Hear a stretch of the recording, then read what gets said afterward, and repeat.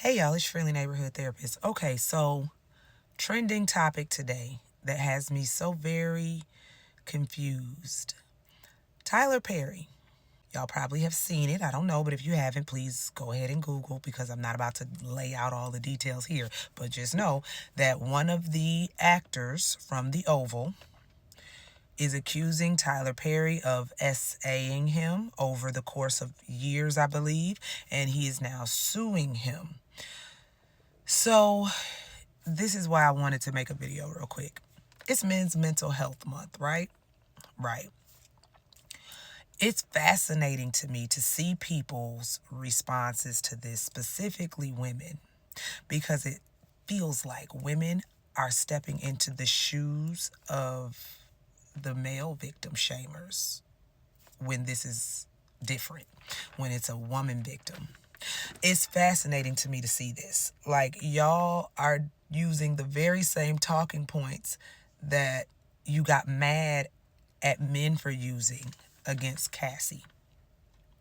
The very same talking points you got mad at people for using against R. Kelly's victims, Bill Cosby victims. Now, some people, let's be clear, some people are perpetual victim shamers. They will always shame and blame the victim. They will never believe that a victim is without fault, especially if it's an adult victim.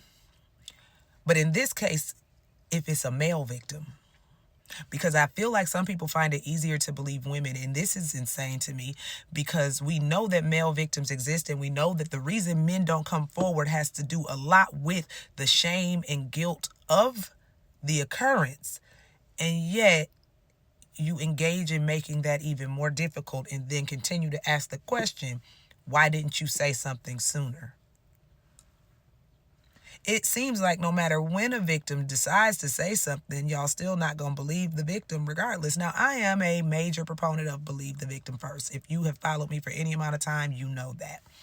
Some people look at that as, well, you are automatically saying someone is guilty without seeing all the evidence. No, I don't think that that's the case. I think that multiple things can be true. I can believe and show support for a victim and still say I want to wait for the evidence. No different than y'all can say I still want to wait for the evidence without saying that person is absolutely lying. You could do that. You could literally say, I'm just going to wait for the evidence and leave it there. But that's not usually what happens. Y'all outright say they're lying. Oh, this is just a money grab. Oh, why did he go to the police instead of going straight to suing him? Oh, this, oh, that. Why did Cassie have to settle out of court for all that money? Like, because it's Men's Mental Health Month, this is really blowing my mind, though, some of the responses to this. And here's something that makes it even more interesting. I understand we live in a society which is built on white supremacy, colonization, racism, all of that. I understand that white men have often been the predators, the monsters, the colonizers. I understand that. That in no way means that it is impossible for a white man to be a victim. I think some of y'all feel like because this is a white male actor making these accusations, he automatically has to be lying, and this automatically has to be manipulative in some way or just about money. I think that that's what people are feeling, as if a white man couldn't possibly be a victim, and especially not to a black man. Then, of course, it's the continued argument of, oh, here they go, just trying to tear another black man down. Listen, you can't tear anybody down who doesn't give you the tools to do so. There have been a few things over the course of time that make this a little bit more believable. Not saying that Tyler Perry did a thing, just saying there are certain things that make this a tad bit believable. Now, that's not saying that I believe he did it, but that's still saying I believe victims, even alleged victims. Because it's easier to believe a victim and not cause more trauma to them by being an outright asshole and calling them a liar and saying they just want money and all these other things that y'all always do, no matter who the victim is, doesn't matter the race or the gender. It's easier to believe them and not add on to the possible trauma than to do what y'all typically do. I don't know. I just find this fascinating that this is what's trending right now. And during Men's Mental Health Awareness Month, in which we tell men, you need to be more vulnerable. You need to learn how to express yourself better. You need to gain emotional intelligence. You need to talk more. You need to let your feelings out. You need to tap into an emotion other than anger and rage. You tell men this, and then when a man actually is vulnerable, this is the reaction. It's fascinating to me. And no, I am not sitting up here trying to make excuses for men either. That's not what I'm doing. I hold everybody accountable. And right now, accountability falls to the people who ask men to do better and then perpetuate men not doing better. The responses y'all are giving are the reason men internalize, are the reason they don't seek help. They will die before they seek help, because we don't make the world safe for boys and men to actually talk. We give feminine traits to being vulnerable and emotional and talking, instead of it just being a human thing to need to do that.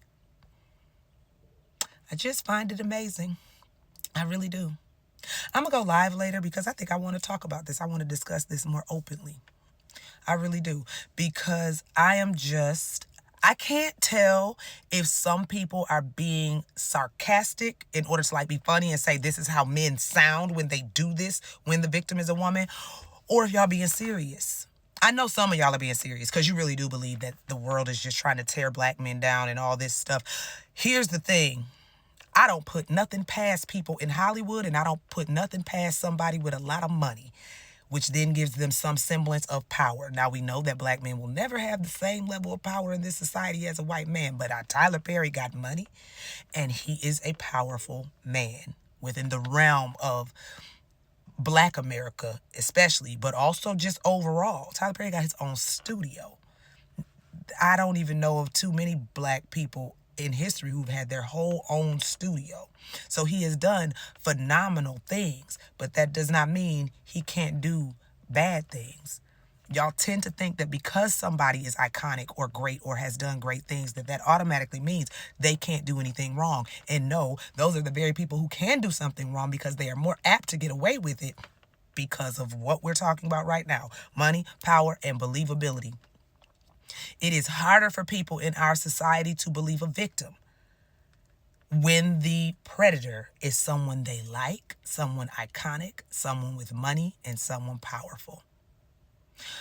I don't know. I think I want to talk about this tonight. I'm going to go live probably at about 9:30 because I'm going to be at football practice with my son until 8. So I'm going to be later going live tonight. But I think this is a very good topic to discuss right now. And I know some people will look at this and say, you're a womanist. You call yourself a womanist. And it seems like you're centering men. No, it seems like I'm advocating for victims. That's what it seems like, because men can be victims. That's what this is. This is not me centering men. Anybody who knows me knows that I will always center women. I will always center black people. I will always advocate for anyone who needs help. I will always center and advocate for victims, no matter who that victim is. I'm consistent there. I will always hold anyone accountable who needs to be held accountable. I'm consistent there and very much balanced. Saying that I want to advocate for men's mental health and for male victims specifically right now, that is not centering. That is not a pick-me thing, because I'm very well aware that people will try to say that too. That is more of you want men to be better, but you create the space for them to continue to be worse. So, yeah. Let's talk about it later. All right, y'all. I'll see y'all later if you decide to come hop on my live later this evening. And I hope y'all have a beautiful, wonderful rest of y'all day.